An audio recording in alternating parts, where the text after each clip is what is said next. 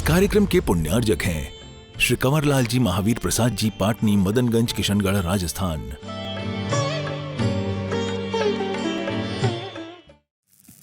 अनंतानंत सिद्ध परमेष्टि भगवान की जय हो। वर्तमान शासन नायक श्री वर्धमान महावीर भगवान की जय हो। महामहनंदीश्वर पूजा विधान की जय हो। परम पूज्य आचार्य गुरुवर श्री विद्यासागर जी महाराज की जय हो। आचार्य श्री समय सागर जी महाराज की बोले परम पूज्य वीक्षण ज्ञानोपयोगी हम ध्यान प्रणेता पूज्य मुनिवर श्री प्रणम्य सागर जी महाराज की, महामहिनंदीश्वर मंडल विधान की नमोस्तु गुरुवर। आप लोगों ने अपने जीवन में कभी ना कभी किसी ना किसी लक्ष्य का निर्धारण किया ही होगा, क्योंकि लोग जब अपने जीवन को आगे बढ़ाते हैं तो कोई ना कोई लक्ष्य सामने रखते हैं। दुनिया में हमें सिखाया जाता है अपने जीवन में एक लक्ष्य बनाओ। अगर हमारे जीवन का कोई लक्ष्य होता है तो जीवन अच्छा होता है, और अगर जीवन का कोई लक्ष्य नहीं होता है तो हमारे जीवन में कुछ भी अच्छा नहीं होता। ये बात आपने भी सुनी होगी और हमने भी सुनी है। जीवन में लक्ष्य बहुत महत्वपूर्ण चीज़ है। आजकल हम देखते हैं सभी की लाइफ गोल ओरिएंटेड लाइफ हो रही है। कहते हैं कि जिसके जीवन में कोई गोल नहीं होता उसके जीवन में कहीं कोई अच्छी शुरुआत नहीं होती। लेकिन इस बात से हम 100% एग्री नहीं हैं। भले ही दुनिया के बहुत सारे मोटिवेटर्स, दुनिया के बहुत सारे बड़े बड़े थिंकर्स इस चीज़ को प्रमोट करते हों, लक्ष्य हमारे सामने होना चाहिए, लेकिन इस लक्ष्य से भी ज़्यादा महत्वपूर्ण चीज़ मैं दूसरी मानता हूँ कि हमारे सामने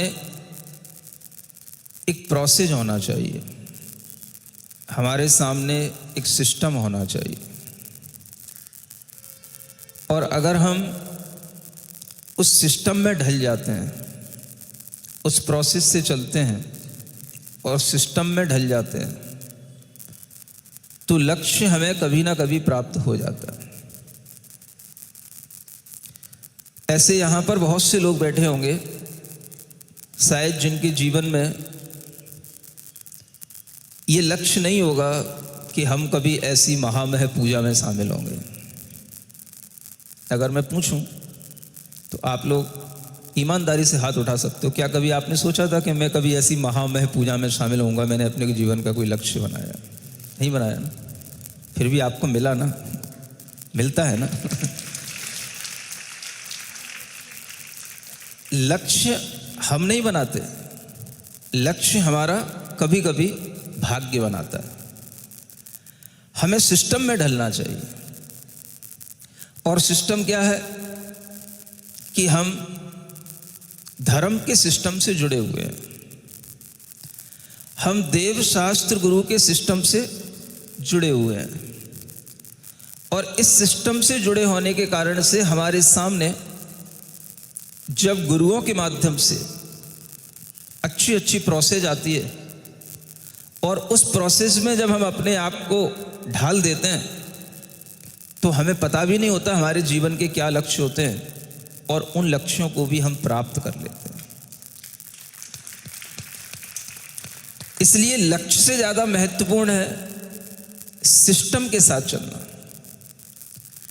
जो आपके सामने एक सोशलिटी का सिस्टम बना हुआ है, जो आपके सामने एक रिलीजियस सिस्टम बना हुआ है कि आप अपने आप को देव शास्त्र गुरु से जोड़ते हुए, समाज से जुड़ते हुए, अपने गुरुओं के निर्देश के अनुसार आगे बढ़ते हुए चलें, तो यही सिस्टम आपको आगे बढ़ाता है।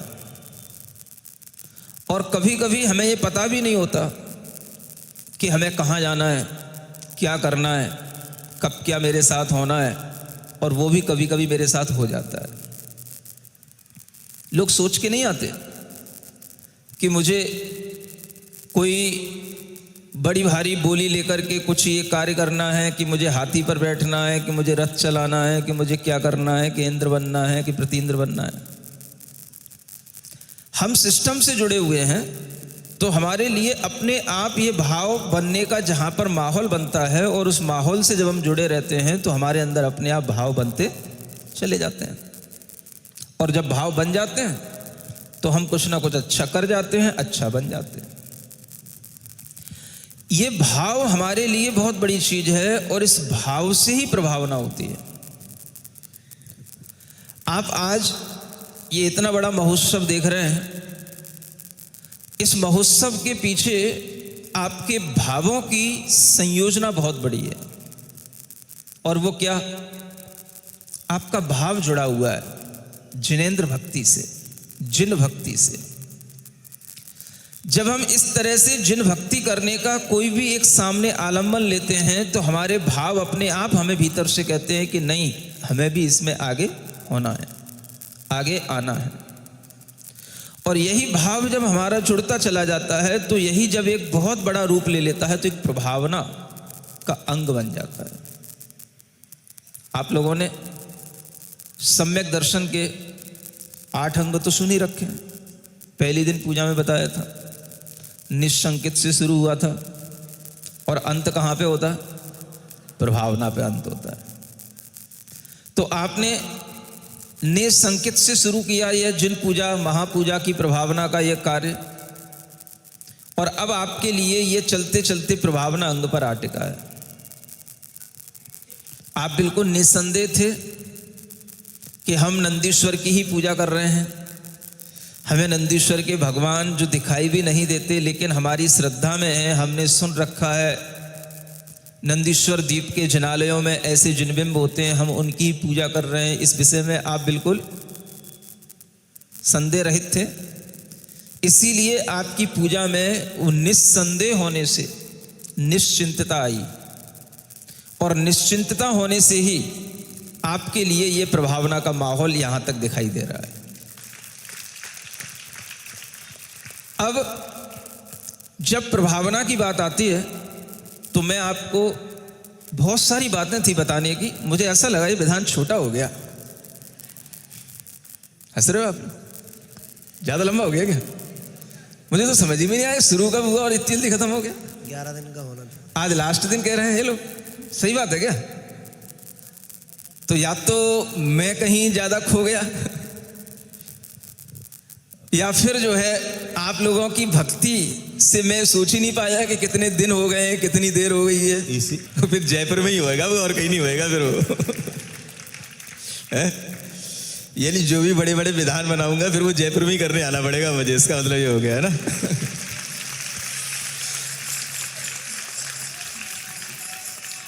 तो मुझे तो ऐसा लग रहा है कि जैसे कल ही शुरू हुआ था, आज आप कह रहे हो खत्म हो गया, तो मुझे तो आश्चर्य सा लग रहा है कि आज लास्ट दिन है, कल आपकी शोभा यात्रा है। मैं तो कुछ बता ही नहीं पाया, मुझे तो बहुत कुछ था बताने को।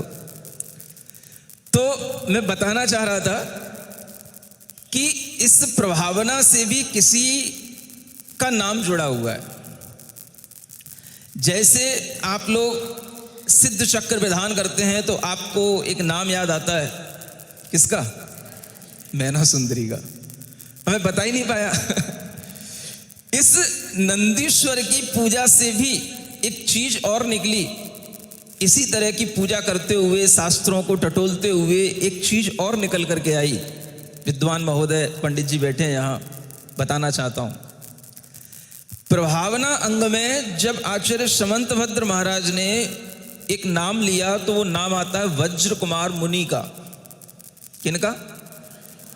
है ना, सबने सुना होगा। विष्णु कुमार मुनि वात्सल्यंग में प्रसिद्ध हुए, वज्र कुमार मुनि प्रभावना अंग में प्रसिद्ध हुए। अब जब ये नाम आया और इस प्रभावना अंग की कथा को मैंने गहराई से पढ़ा तो मुझे समझ आया कि इसमें और भी कुछ नाम जुड़ा हुआ है। अब वो प्रसंग अगर आपके सामने रखूं तो आप समझ पाएंगे। मथुरा की बात है, वहां का एक राजा है और उसकी एक रानी है। ठीक है, एक राजा था, एक रानी है और उस रानी के अंदर धर्म की श्रद्धा है और वह रानी उस धर्म की श्रद्धा के साथ प्रतिवर्ष में जो ये अष्टानिक पर्व आते हैं उनमें वह अष्टानिक का वह पर्व मनाती है। उसकी श्रद्धा है ना, बहुत पहले से समय से सब चला आ रहा है। अब उसने जब इस तरह से अपने मन में कभी विचार किया कि इस तरह से यह अष्टानिक पर्व मनाना है तो वो अष्टानिक पर्व तो मनाती रही। राजा के जीवन में कभी एक विसंगति पड़ गई कि राजा के अनेक रानियां होती हैं, तो उसने एक ऐसी रानी से भी विवाह कर लिया था जो रानी तो नहीं थी, एक सामान्य सी कन्या थी। और कन्या भी क्या कहो, बिल्कुल भाग्यहीन थी। लेकिन कहते हैं कि कभी कभी घूरे के भी भाग्य बदल जाते हैं, समझ रहे हो? तो ऐसे ही कुछ हुआ। उस कन्या के बड़े होने पर उसके रूप में निखार आया और उसका रूप देख करके राजा ने एक दिन उस कन्या को देख लिया तो उस कन्या से विवाह का प्रस्ताव रख दिया। और वह कन्या पल रही थी कुछ बुद्धों के यहाँ पर, है ना, बुद्धों की जो ये अपनी कार्यशालाएं होती हैं, वसतिकाएं होती हैं, वहां पर वो कन्या पल रही थी। और वो बुद्ध भी उस कन्या को इसीलिए पाल रहे थे क्योंकि एक बार उन्होंने एक मुनि महाराज के मुंह से सुन लिया था उस कन्या को लेकर के कि मुनि महाराज एक बार जा रहे थे तो रास्ते में एक दूसरे मुनि महाराज ने पूछा, देखो महाराज ये कन्या देखो कैसी भाग्यहीन है, कैसे दरिद्री परिवार में जन्म ली है कि इसके होने पर इसके माता पिता की मृत्यु हो गई, आज इसको खाने के लाले तक पड़ रहे हैं, इसका कोई पालन पोषण करने को तैयार नहीं।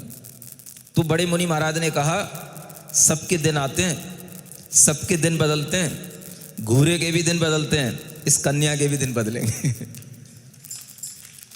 और ये बड़े होकर के राजा से विवाही जाएगी, रानी बनेगी। ये बात मुनि महाराज ने कह दी। और आसपास जो श्रावक चल रहे थे उनमें से एक श्रावक बुद्ध धर्म को मानने वाला था, सो उसने सुन लिया। सुनते हो? तो उसके दिमाग में आया, जब ये बड़ी होकर के रानी बनेगी, महाराज ने कह ही दिया है राजा इसको ग्रहण करेगा ही, तो क्यों ना इसको अपन पालें। जब अपन से राजा मांगेगा तो फिर राजा को अपनी शर्तों पर हम ये कन्या देंगे तो राजा अपने वश में रहेगा, इससे अच्छा अपने लिए और क्या उपाय मिलेगा। तो ऐसा विचार करके वो बुद्ध से अपनी उपाश्रय में ले गए और वहाँ उसका पालन किया, बड़ी हो गई। वही घटित हुआ जो मुनि महाराज कह गए थे। राजा वहाँ से एक दिन सवारी करते हुए निकला, उसकी दृष्टि कन्या के ऊपर पड़ी तो उसने कन्या के लिए मांग करी। तो वो बुद्ध उपासकों ने कहा, कन्या तो आपको मिल जाएगी लेकिन धर्म आपको वो पालना पड़ेगा जो मैं कहूँगा, ये जो कन्या पालेगी। समझ आ रहा है? पहले रिश्ते धर्म पर चलते थे, इतना लोगों में धर्म के प्रति वो भाव रहता था गहरा। तो राजा को तो कन्या चाहिए थी, धर्म वरम तो अलग चीज है। बोले पलता रहेगा, ठीक है, ये अपना धर्म पालती रहेगी, हमें क्या दिक्कत है, इसको अपना धर्म पालने देंगे, जिसको जो धर्म पालना है वो पालती रहेगी। अब उसकी जो पहले की रानी थी वो रानी भी धर्म पालती थी। पहले राजा उसी धर्म के साथ चलता था, वो रानी क्या करती थी, जैन धर्म पालती थी। अब इसने एक नई कन्या ले ली, अब इसके अनुसार धर्म पालने की बात आई तो इसको छूट दे दी, तू बौद्ध धर्म अपना पालन कर। एक दिन क्या हुआ, यही माहौल बना और जब माहौल बनता है तो सबके भाव बनते हैं। क्या भाव बनते हैं? हम भी ऐसा ही करें, हमें भी ऐसा ही करने को मिले, हम भी इसी तरह का क्रेडिट लें। तो उस बौद्ध रानी के भी भाव बन गए। क्या भाव बन गए? जो उस राजा की पहली रानी थी उसका नाम क्या था वो बताना चाह रहा हूं आपको। उसका नाम था उर्विला रानी। क्या नाम था? उर्विला, उर्मिला नहीं, हाँ उर्विला, हाँ ये भी नाम याद कर लो, अब तो आप नंदीश्वर की भक्ति करने ही लग गए हो ना। हाँ, तो इस उर्विला रानी का ही नियम था, हर अष्टानिक में मैं जिनेंद्र भगवान की ये पूजा रचाऊंगी, और पूजा रचाने के बाद में उसका एक और अच्छा नियम था कि मैं धर्म प्रभावना के लिए, भगवान की जिन बिंबों की प्रभावना करने के लिए जिन रथ निकालती हूं, जिन रथ निकालूंगी, ये उसका नियम था। जिन रथ के माध्यम से धर्म की प्रभावना करना, ये उसका नियम था हर अष्टानिक में। अब जब वो अष्टानिक आए तो पूजा भी चल रही है और उसकी तैयारी हो रही थी कि रथ इस बार मैं निकालूंगी, तो बौद्ध रानी सामने खड़ी हो गई, ये रथ निकालेगी, ये क्यों निकालेगी, पहले हमारा रथ निकाल। तो राजा ने कहा कि क्या कर सकते हैं, तुम आपस में देख लो। अब दोनों लड़ने लग गई, रथ पहले मेरा निकलेगा, रथ पहले मेरा निकलेगा। और राजा का थोड़ा सा सपोर्ट उस बौद्ध रानी के प्रति जब दिखा उर्विला को, तो रानी बहुत चिंतित हो गई, क्या करें। तो उसने अपने मन में संकल्प कर लिया कि जिनेंद्र भगवान का रथ पहले निकलेगा, मैं पहले से निकालती आ रही हूं, अगर ये रथ पहले नहीं निकलेगा तो उसने अपने राजा से कह दिया मैं अन्न जल का त्याग कर देती हूं अगर ये रथ पहले नहीं निकलेगा। अब राजा तो इतनी सी बात पे कोई डगमगाया नहीं, वो जो है भगवान का ध्यान करने के लिए तत्पर हो गई और जाप करने लग गई। और उस समय पर उसकी इस प्रतिज्ञा को देख करके जो आसपास मुनि महाराज थे, उन मुनि महाराजों में से एक मुनि महाराज के पास में यह संदेश मिला कि ऐसे ऐसे एक रानी है जिसने ऐसा संकल्प ले लिया है, और वह रानी इस तरह का अन्न जल त्याग कर चुकी है, अगर जिनेंद्र भगवान का रथ पहले नहीं निकलेगा तो वह रानी आहार ग्रहण नहीं करेगी, भोजन ग्रहण नहीं करेगी। यह बात पहुंच गई वज्र कुमार मुनि के पास में। कौन के पास? तो उन मुनि महाराज ने कहा कोई बात नहीं, वो विद्याधर मुनि महाराज थे, विद्याधरों से उनकी संगति थी, विद्याधर उनके पास आया जाया करते थे। तो उस दिन भी विद्याधर उनके पास आए थे, तो उन्होंने विद्याधरों से कहा जाओ, जिनेंद्र भगवान की प्रभावना करने का अवसर मिला है, जाओ अच्छे से प्रभावना करके आओ। तो जानते हो क्या हुआ? विद्याधर तो विद्याओं की शक्ति से संपन्न होते ही हैं। वो सीधे मथुरा पहुंचे और उन विद्याधरों की बहुत सारी टोली वहां पर मथुरा में जाकर के उसी राजमहल में उतरी, और सभी विद्याधरों के पास में जबरदस्त नगाड़े, ढोल, बैंड बाजे सब थे। और जाकर के उन्होंने रानी से कहा आप बिल्कुल चिंता ना करें, आपके इसी संकल्प और इसी तप के प्रभाव से वज्र कुमार मुनि महाराज ने मुझे आदेश दिया है, रथ पहले जिनेंद्र भगवान का निकलेगा। और जब अंतिम दिन आया तो शानदार जिनेंद्र भगवान का रथ उन विद्याधरों के माध्यम से इस तरह से आगे बढ़ा कि दूसरे लोग देखते ही रह गए। तब उर्विला रानी के इस संकल्प से जिन प्रभावना का भाव लोगों के सामने आया, और तब जाकर के राजा ने भी जिन भगवान की आराधना करने का संकल्प कर लिया कि अब मैं जिनेंद्र भगवान की इस धर्म पर श्रद्धा करके जिनेंद्र भगवान के रथ को ही पहले निकाला करूंगा, ऐसा उसने भी संकल्प कर लिया। अब इस पूरी कथा में देखें हम तो सारा श्रेय आचार्य समंतभद्र महाराज ने वज्र कुमार मुनि को दे दिया। सुन रहे हो? मैं थोड़ी सी इन कथाओं की भी थोड़ा डिसेक्शन कर सकता हूं मुझे अधिकार है, कर सकता हूं। मुनि महाराज को श्रेय दे दिया, वज्र कुमार मुनि महाराज अंतिम अंग में प्रसिद्ध कर दिए, उन्होंने नाम लिख दिया। लिख दिया तो अच्छी बात है, उसकी तो मैं मना ही नहीं कर सकता।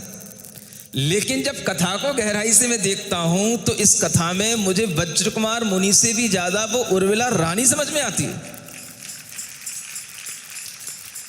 अगर उसका संकल्प नहीं होता, उसके मन में भगवान जिनेंद्र देव की रथ यात्रा का ये संकल्प नहीं होता और वो रथ यात्रा ना निकालने का अपने मन में भाव करती, वो अन्न जल छोड़ करके तैयार ना होती, तो वज्र कुमार मुनि को क्या पता क्या होने वाला है, कहां क्या हो रहा है। सुन रहे हो?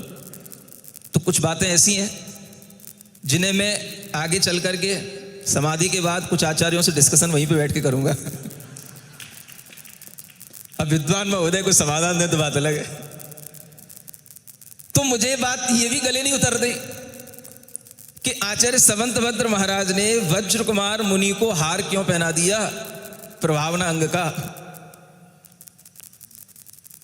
हमें तो ये लगता है कि उससे भी ज्यादा श्रेय जो जाना चाहिए वो उर्मिला रानी को जाना चाहिए, और इस पूरी कथा में प्रभावना अंग में उर्मिला रानी का जो रोल है वो सबसे अच्छा रोल है,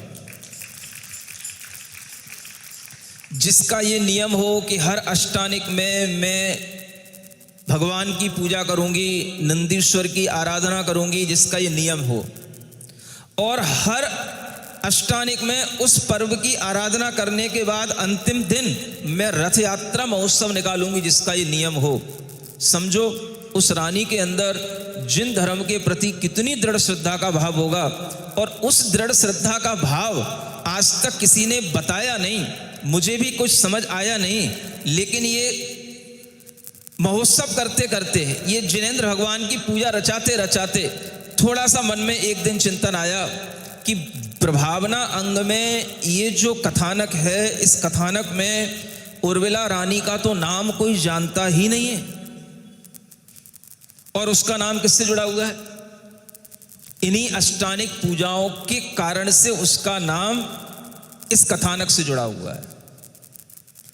तो अब आपके सामने ऐसा कोई पात्र जो अष्टानिक की पूजाओं के साथ इस तरह से जुड़ा हो।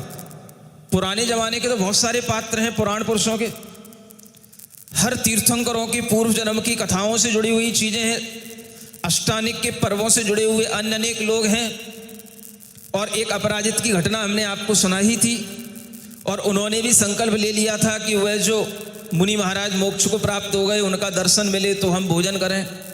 ये सब अलग चीज हो गई, लेकिन ये घटना आचार्य समंतभद्र महाराज के समय से कुछ पहले की घटना, जो उनके दिमाग में उस समय पर इस प्रभावना के माध्यम से रही होगी, और ये अभी वर्तमान की घटना है। वर्तमान से मतलब कुछ चौथे काल की घटना नहीं है, ये भगवान महावीर स्वामी के समोशरण के समय चलने वाली पंचम काल की घटनाओं का उल्लेख आचार्य समंतभद्र महाराज ने अपने रत्कर्ण श्रावकाचार में अनेक इन उदाहरणों के माध्यम से किया है। अब उस उदाहरण में मुख्य और गौण की विवक्षा अगर हम देखें तो आचार्य समंतभद्र महाराज की शैली मुख्य और गौण विवक्षा, न्याय विवक्षा के माध्यम से चली है। तो उन्होंने मुख्य बना दिया किसको?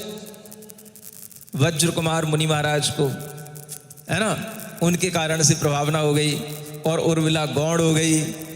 अगर ये मुख्य और गौण की व्यवस्था न्याय के तरीके से चले तो आज के समय में उर्मिला को हम मुख्य बना सकते हैं, और इस बात का समर्थन हमारे साथ विद्वान भी कर सकते हैं कि उर्मिला को मुख्य बनाना चाहिए, वज्र कुमार मुनि तो गौण है। क्यों गौण है? क्योंकि उसी के संकल्प से उनके मन में विचार आया। संकल्प किसका था? उर्मिला रानी का। समझ आ रहा है?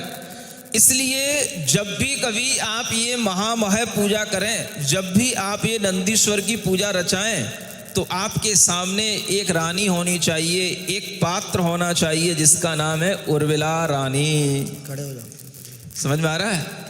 हाँ।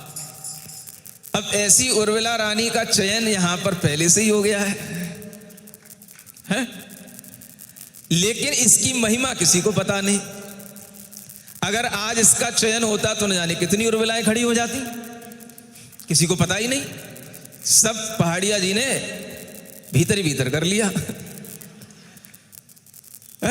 कोई बात नहीं, फिर भी आप हमें ये स्वीकृति दे सकती हैं कि कि इतनी महिलाओं में से, इतने लोगों में से कौन इतनी महिलाएं जो चाहेंगी कि हम भी जीवन में एक बार उर्वरा रानी बने? बोलो, हाथ खड़े हो रहे हैं? हो तो रहे हैं।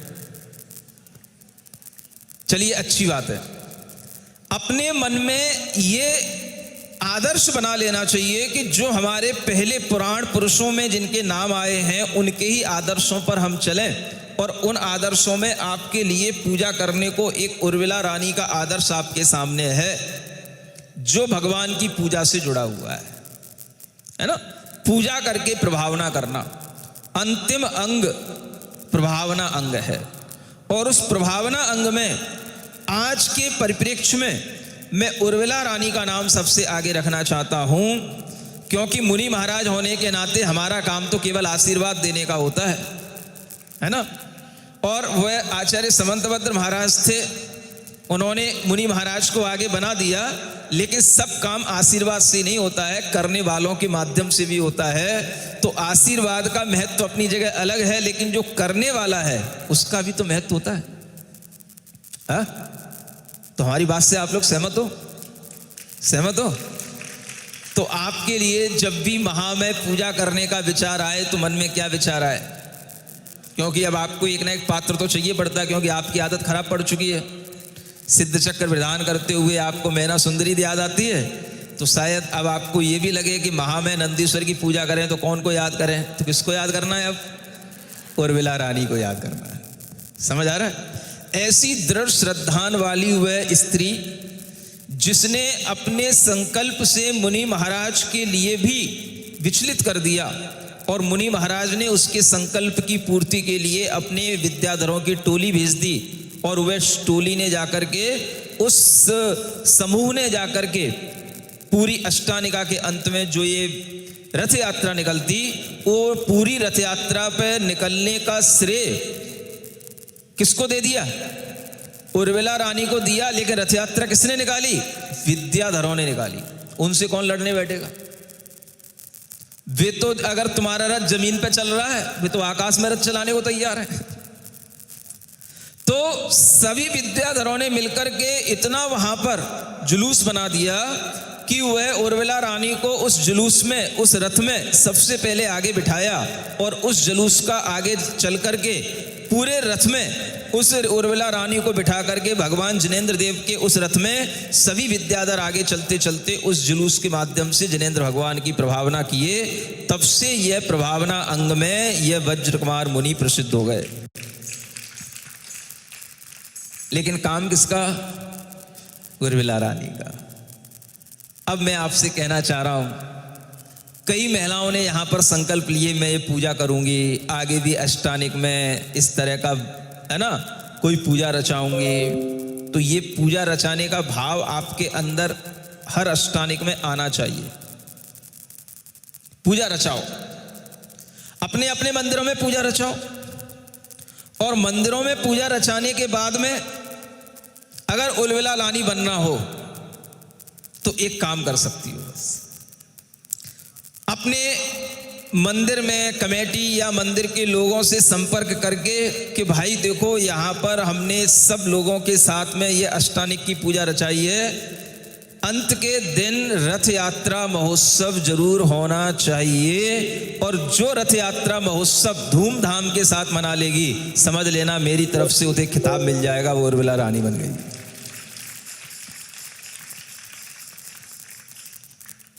माने आपके मन के अंदर अब उर्विला बनने का भाव आना चाहिए।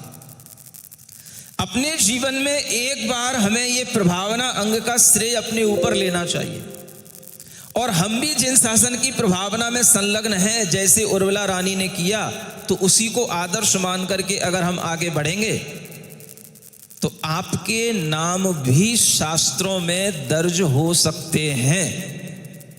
कौन करेगा? वो समंतभद्र महाराज तो चले गए, जब तक हम हैं आपके नाम शास्त्रों में दर्ज कर सकते हैं। सुन रहे हो?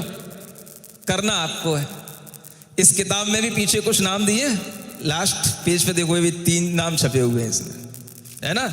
ये उर्विला रानी जो पिछले पन्ना में, कटनी में, बहुत अच्छे उत्साह के साथ बनी थी, उनके नाम छपे हैं। अगर ये नामों की संख्या ज़्यादा होगी तो एक की जगह 2 पेज अच्छे इसी के लिए डेडिकेटेड कर दिए जाएंगे कि इसमें उर्मिला रानी के नामों की संख्या इसमें बढ़े और उर्मिला रानी का नाम इसके अंदर आए। समझ आ रहा है? बोलो तो, सब देखने में लग गई। अब विचार कर लो आप लोग, अभी कल का जो रथ निकलेगा उसकी उर्मिला रानी तो फिक्स हो गई है, कोई बात नहीं। आगे पहाड़िया जी ने कहा है हम 15 विधान और करेंगे, तो 15 उर्मिला रानी बना लेना। और आपको कुछ नहीं करना है, जो आपकी कॉलोनी है उसी कॉलोनी को में वह रथोत्सव करना है। जितनी आपकी सामर्थ्य बने उसके अनुसार वह रथोत्सव करके अगर आप इसको कर लेंगी तो वह आपके लिए उर्मिला रानी का श्रेय मिलेगा। और उस उर्मिला रानी के श्रेय को हम आगे बढ़ाने के लिए आपका नामांकन किसी ना किसी रूप में आगे बढ़ाएंगे, चाहे वो किताब के रूप में आए, चाहे हमारे प्रवचनों के रूप में आए। समझ में आ रहा है? बोलो क्या बनना है? उर्मिला रानी। ऐसी रानी बनोगी तो वह श्रद्धा पैदा होगी। कौन सी श्रद्धा? अगर हमारे सामने धर्म पालन की विपरीत परिस्थितियां भी आ गई हैं तो भी हम अपने लिए पीछे न हटें। ऐसी श्रद्धा से जब हम आगे बढ़ेंगे, ऐसे आदर्श जब हमारे सामने रहेंगे तो हमारे सामने आने वाली कठिनाइयां भी दूर हो जाएंगी, क्योंकि हमारे आदर्श क्या हैं? वज्र कुमार जैसे मुनि हैं, है ना, उर्मिला जैसी महारानियां हैं। और उनके स्थान पर आज के समय में अगर आप उर्मिला बनेंगे तो आपको भी आशीर्वाद उन्हीं वज्र कुमार मुनि की तरह ही आज भी मिल सकेंगे। अपने मन में उत्कृष्ट आदर्शों से जोड़ करके आगे चलने का भाव, यही आपको आपके लक्ष्य की प्राप्ति कराता है। सिस्टम इसी को कहते हैं। आपका कोई गोल नहीं है अभी कि हमें क्या बनना, लेकिन जब हम इस सिस्टम में ढल गए तो हमें पता पड़ गया, हमारे अंदर एक भाव बन गया, हमें भी अपने जीवन में अगर आदर्श नारियों का अनुकरण करना है तो उर्मिला जैसी रानियों का अनुकरण करना है। क्योंकि उन उर्मिला रानी ने जिस तरह से धर्म की प्रभावना की, उस प्रभावना का नाम उल्लेख आचार्य समंतभद्र महाराज ने अपने ग्रंथ में किया और उनके माध्यम से वो कहानी आगे बढ़ी। ऐसी उन उर्मिला रानी के प्रति अपने मन में श्रद्धा का भाव लाते हुए यह रथोत्सव का कार्य आपको करना है। और कल जो रथोत्सव निकलेगा उसमें भी इसी तरह से उर्मिला रानी का सबसे प्रमुख स्थान होना चाहिए उस रथ में। सुन रहे हो? हाँ। बाकी सब कौन होंगे? बाकी सब विद्याधर लोग होंगे। कौन होंगे? हाँ। और सब विद्याधरों के हाथ में कुछ ना कुछ होना चाहिए, कुछ ऐसी व्यवस्था बने, खाली हाथ कोई ना हो। सभी विद्याधर जब वो प्रसंगम पढ़ते हैं, कभी आप लोग पढ़ लेना, सबके यहां पर मंदिरों में किताब मिल जाएगी, प्रभावना अंक की कथा पढ़ लेना वज्र कुमार मुनि की। उन विद्याधरों के हाथों में अनेक तरह के वाद्य यंत्र थे।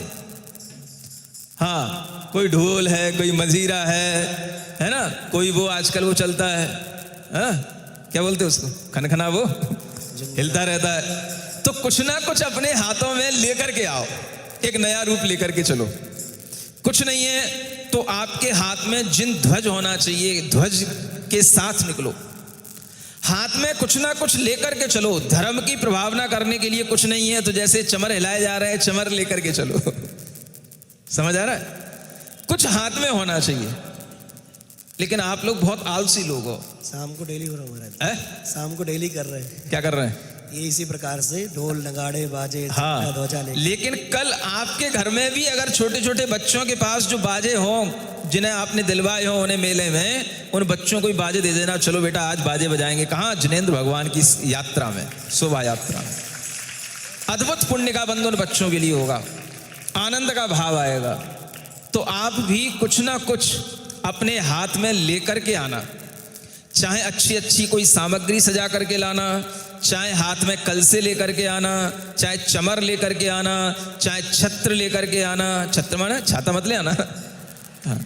हाँ, कुछ ना कुछ मंगल जो द्रव्य होते हैं, दर्पण होता है वो ले आना, है ना, बीजना होता है अच्छा सा वो ले आना, है ना, कोई भी तरह का स्वस्तिक आदि ये जो होते हैं, ये स्वस्तिक आदि घर में रखे हो ये ले आना, कुछ ना कुछ हाथ में लेकर के चलना।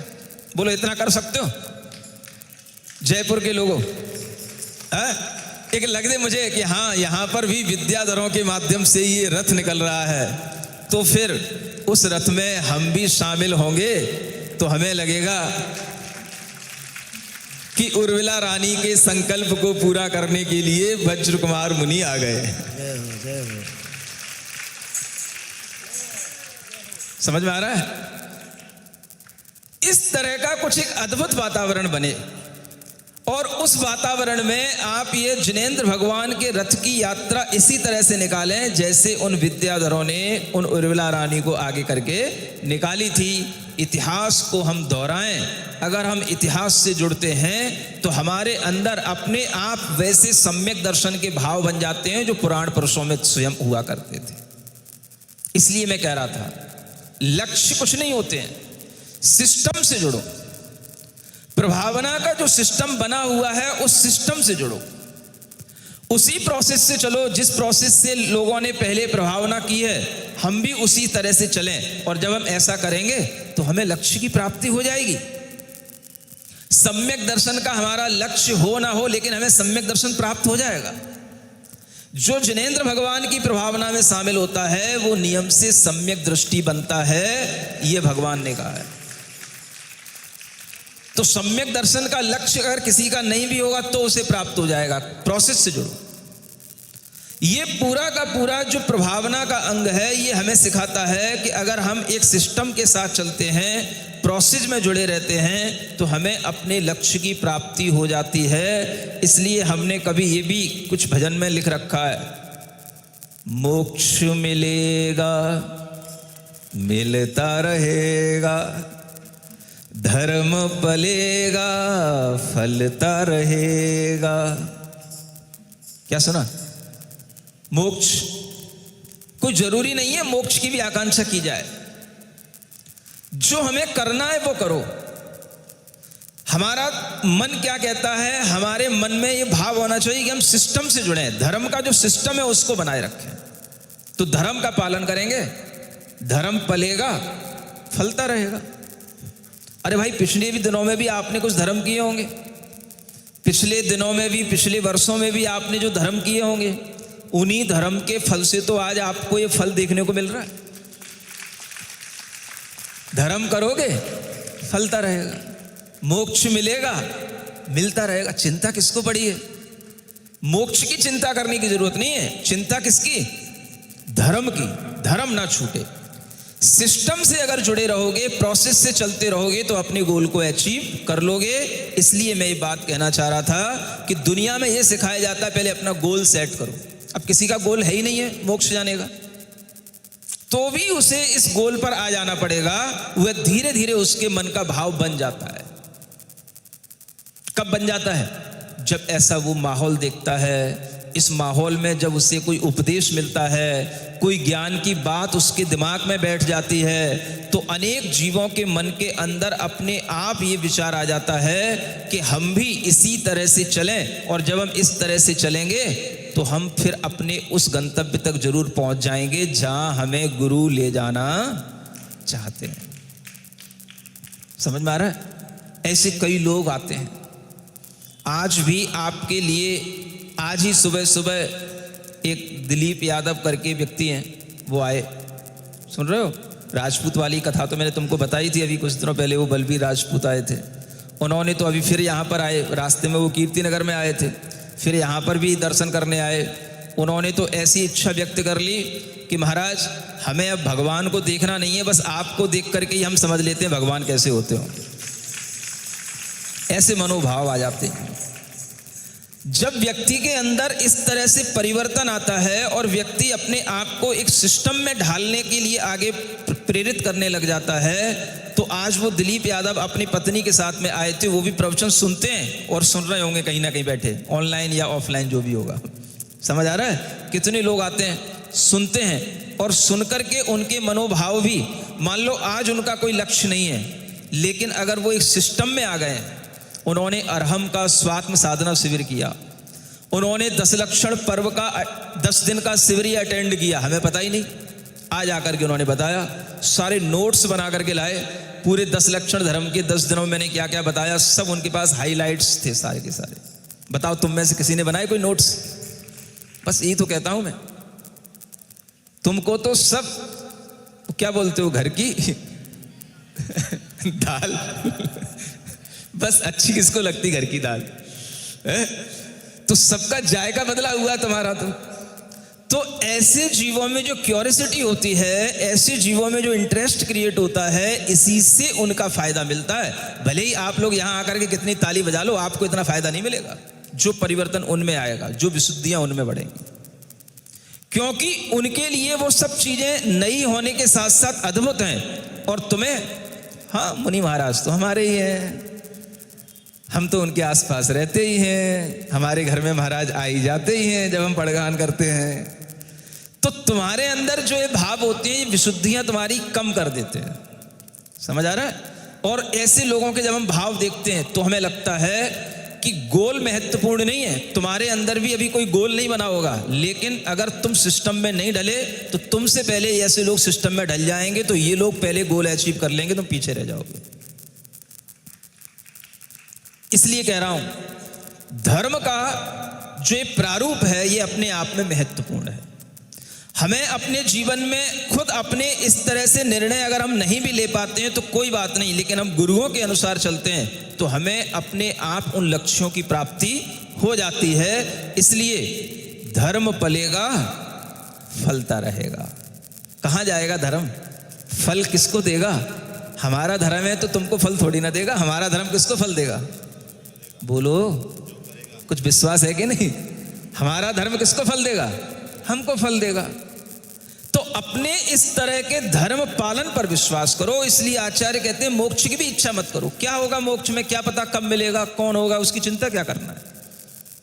सिस्टम से जो प्रोसेस है वो चलो, उससे चलते रहो, आचरण सही रखो, आपको अपने आप आगे बढ़ने के लिए रास्ता भी मिलेगा, दिशा भी मिलेगी, और आप अपने उस गोल को अचीव कर लोगे जो आपको प्राप्त करना है। क्योंकि आखिर ये सब धर्म का जो पुण्य है ये आपको कहां लेकर के जाएगा? ये सब आपको, जितनी भीड़ यहां दिख रही है ना, इससे 1000 गुनी भीड़ आगे के नंदीश्वर द्वीप में दिखाई देगी 50 साल बाद। क्योंकि ये सब कहां होंगे 50 साल बाद? बस 50 ही तो होता है ना, हाँ उसके बीच में भी जो जो पहुंच जाएंगे तो ये सब फिर वहां पर विक्रिया करेंगे। क्या करेंगे? हाँ, और विक्रिया शक्ति से अनेक अनेक रूप बना करके वहां पर भी ऐसा मन होता है। अब इतने सारे जिनालय हैं, कैसे एक साथ सब जिनालय के भगवान के दर्शन करें? तो क्या होता है, वही देव जो यहां से भक्ति से पुण्य अर्जित करके वहां पहुंचा है, वह अपनी विक्रिया शक्ति से ऐसे अनेक रूप बना लेता है कि अनेक अनेक भगवान के पास में एक साथ खड़े होकर के पूजा करने की सामर्थ्य उसमें आ जाती है। समझ में आ रहा है? ऐसा ये विक्रिया शक्ति हमारे अंदर कहां से आई? तो देव बनने से आई। देव क्यों बने? क्योंकि हम यहां पर भी देव बने तो वहां पर भी जाकर के हमें सब मिलेगा। 1000 गुना ज्यादा ये विक्रिया के माध्यम से वहां पर ये भीड़ दिखाई देती है। इसलिए नंदीश्वर द्वीप बहुत बड़े होते हैं, लेकिन कोई भी कोने उनके खाली नहीं होते हैं। इसी कारण से ऐसे भव्य जीवों का वहां पर मेला लगता है, उत्सव होता है। और इस तरह के उत्सवों में हम भी जब वहां शामिल होंगे तो आपके अंतरंग में ये अपने आप विशुद्धि का भाव बढ़ता चला जाएगा। यही अपने को सही लाइन पर लेते लेते फिर अच्छा मनुष्य बनाएगा, फिर अच्छा आपको कुल देगा, अच्छा जीवन देगा, और उसमें वो सब चीजें वृद्धि को प्राप्त होंगी जिनके संस्कार आप आज बो रहे हैं। समझ में आ रहा है? तो इसलिए गोल से ज्यादा महत्वपूर्ण चीज क्या है? सिस्टम, है ना, जिसमें आप चल रहे हैं। और इस तरह का जिसे हम प्रोसेस या मार्ग कह सकते हैं, तो मोक्ष की इच्छा करने की जरूरत नहीं है, मोक्ष मार्ग पर चलने की जरूरत है ना। सामान्य भाषा में, अपनी भाषा में बोले तो क्या है, मोक्ष मार्ग पर चलोगे तो मोक्ष पर अपने आप पहुंच जाओगे। इसलिए यह मार्ग धर्म प्रभावना का मार्ग है। सम्यक दर्शन के निशंकित अंग से प्रारंभ होकर के अंतिम अंग प्रभावना अंग पर समाप्त होता है। तो कल आपकी यह प्रभावना का कार्य भी इतना अच्छा होना चाहिए कि अनेक अन्य लोग भी इसको देख पाएं और देख करके महसूस कर पाएं कि हमें भी इसी तरह से आगे अपने जीवन में प्रभावना का कार्य करना है। और ऐसी प्रभावना में अगर आप शामिल होते हैं तो आप भी सम्यक दृष्टि होने के कारण से अपने उस प्रभावना अंग को पुष्ट करेंगे। ठीक है ना। तो क्या याद रखना है, मोक्ष मिलेगा मिलता रहेगा, धर्म पलेगा फलता रहेगा। अहंकार तज कुटिल भाव तज, अहंकार तज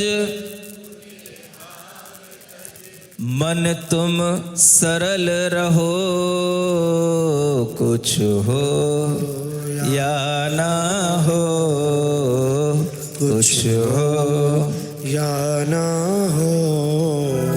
मेरे मन में छल ना हो, कुछ हो या ना हो, मेरे मन में छल ना हो, कुछ हो या ना हो, मेरा मन दुर्बल ना हो, तालियों के साथ, कुछ हो या ना हो, मेरा मन दुर्बल ना हो। मोक्ष मिलेगा मिलता रहेगा, मोक्ष मिलेगा मिलता रहेगा, धर्म पलेगा फलता रहेगा, धर्म फलेगा फलता रहेगा। अहंकार तज कुटिल भाव तज, अहंकार तज कुटिल भाव तज, मन तुम सरल रहो, कुछ हो या ना हो, मेरे मन में छल ना हो, कुछ हो या ना हो, मेरा मन दुर्बल ना हो। ओम अरहम नमः, ओम अरहम नमः, ओम अरहम नमः, ओम अरहम नमः, ओम अरहम नमः, ओम अरहम नमः, ओम अरहम नमः, ओम अरहम नमः, ओम अरहम नमः, ओम अरहम नमः। और आज के दिन एक और मंगल भाव कर सकते हो आप लोग। भावना करने में तो कोई कचौट करने है, संकोच क्यों करना चाहिए है? कुछ हो या ना हो, है ना, मंगल भावना में कभी ना हो। देखो इस सब माहौल को देख करके कितने सारे लोग, ऐसा लग रहा है जैसे कि बिल्कुल नंदीश्वर द्वीप में अगर हूबहू देखोगे ना तो ऐसे लगेगा कितने ही देव आ रहे हैं, कितने ही देव जा रहे हैं, रेला लगा हुआ है ना। हाँ, कोई भी लाइन कोई भी गली कहीं खाली नहीं दिखती। ऐसा ही माहौल रहता है नंदीश्वर द्वीप में, न जाने कितने लोग आ रहे हैं, जा रहे हैं, दर्शन कर रहे हैं। ऐसा ही ये बिल्कुल माहौल बना हुआ है ना। कभी आप विचार करो, देखो यहाँ पर बहुत सारे लोग हैं, धर्म की प्रभावना रखने का उत्साह करने वाले भी लोग हैं। एक विचार तो मैं दे ही सकता हूँ, बैठ जाओ है ना।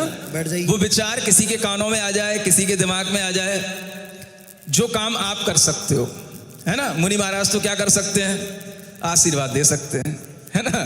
काम तो किसको करना है, उर्मिला को करना है। ऐसे ही मुनि महाराज केवल भाव दे सकते हैं, है ना। आपके भाव कौन बढ़ाता है, बहुत भाव खाते हो ना आप लोग, आपके भाव बढ़ाता कौन है, वही तो बढ़ा देते हैं आपके भाव।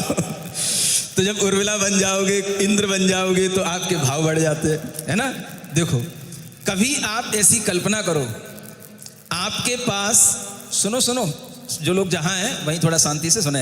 एक अच्छा मंगल विचार, ऐसे मंगल समोसरण में ही जो है वो विचार देने का भाव आता है। और वो अगर कारीगर होगा तो इसी तरह के मंगल अवसरों पर ही किसी के मन में वो भाव आएगा। एक ऐसा विचार करो कि कहीं हमने अपने इस धरती पर अनेक तरह के मंदिर बनाए हैं, समझ आ रहा है, और उन मंदिरों में आपने अनेक तरीके की रचनाएं देखी हैं। एक विचार ऐसा अपने मन में लाओ, केवल विचार लाओ।